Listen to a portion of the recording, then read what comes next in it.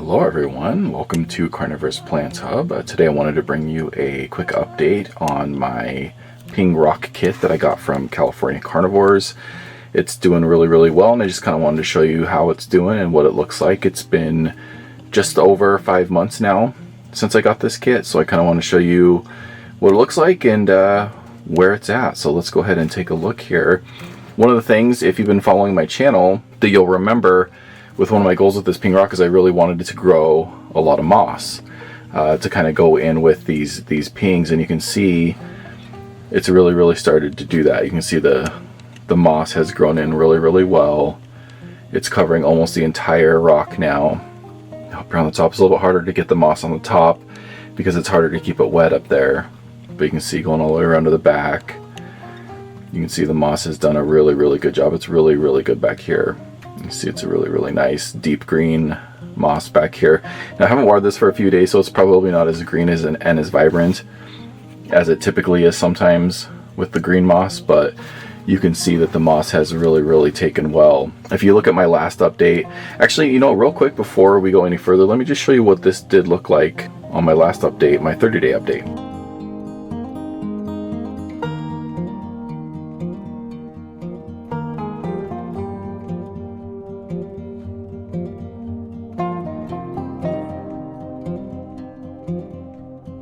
Okay, so you can see that the moss has really grown in considerably. You can see my turtle here.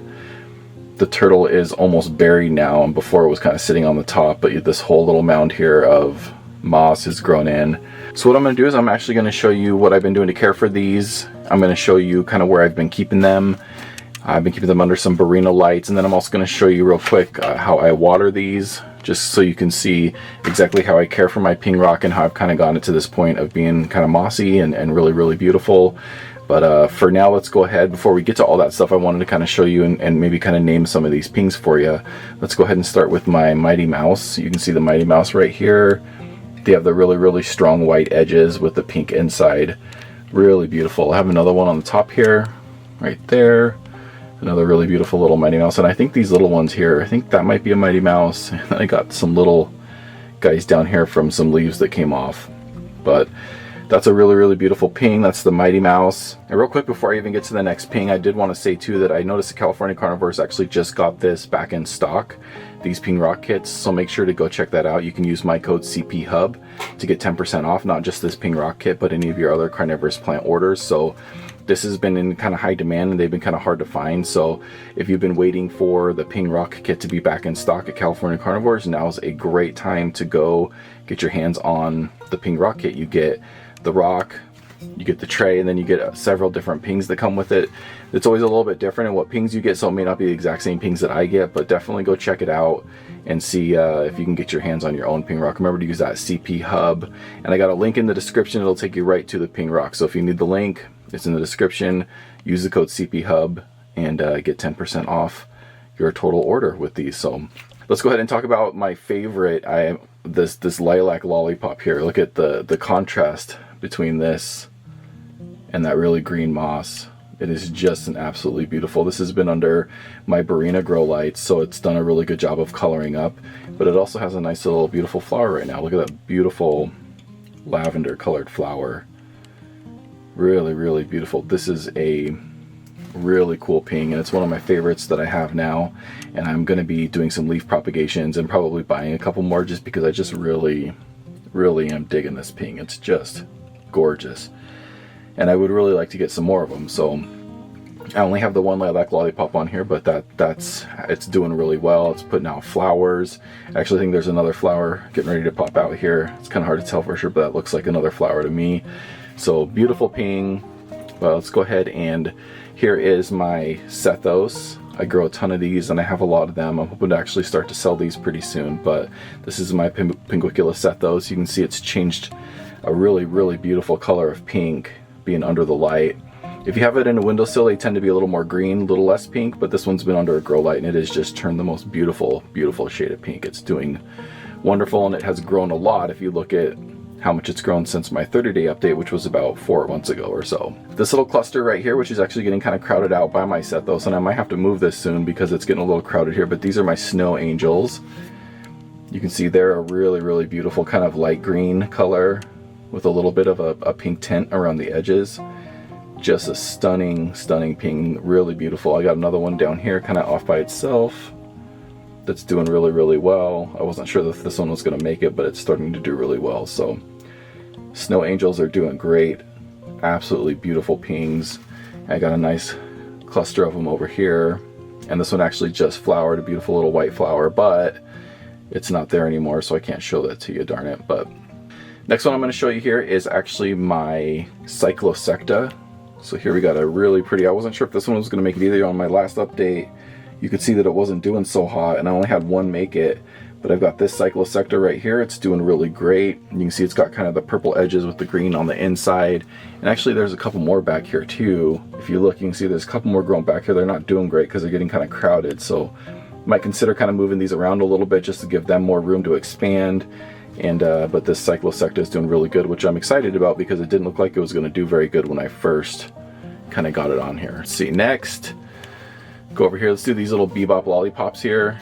I did have another bebop lollipop over here and it rotted. Unfortunately, it died, which was kind of a bummer. But these ones here, there's another little cluster here of them that are doing really, really great.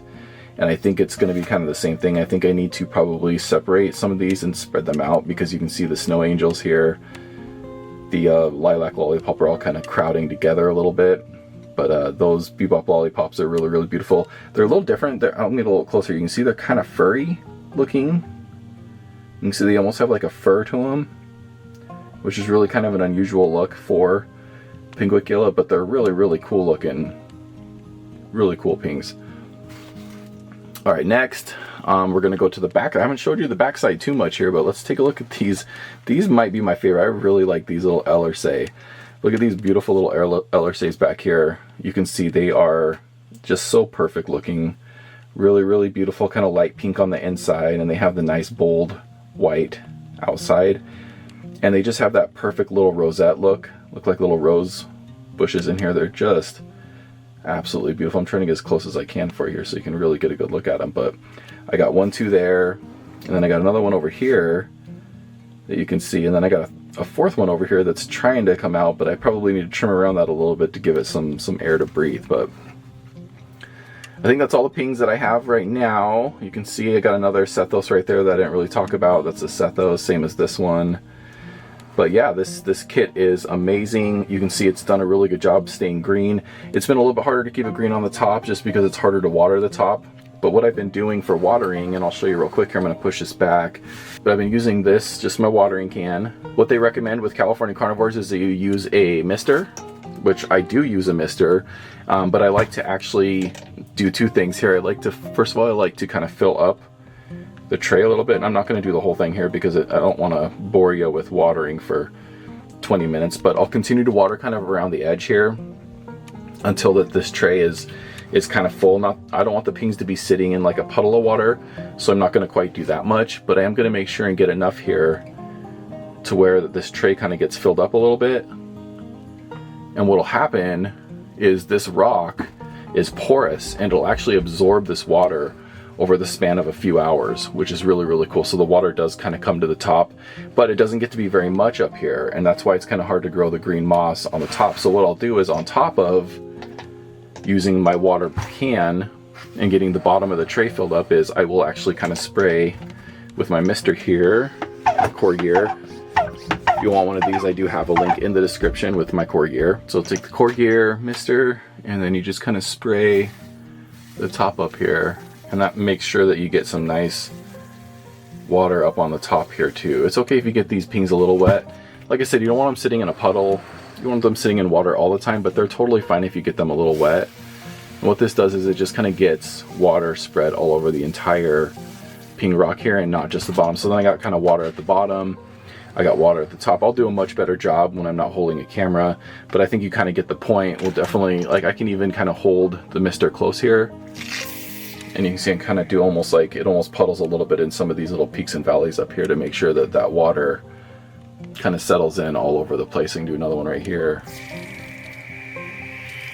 You can see it kind of settles in right there and creates a nice little water pocket, so that there's water kind of all over this rock to make sure that it's getting everywhere, and I think that's what's helping the moss grow. I've also been using a little bit extra humidity with this because it's been in my tent under my Barina grow lights, and I'll kind of show you what that looks like here in just a minute. So there we go. There's a quick look at where I keep my ping rock.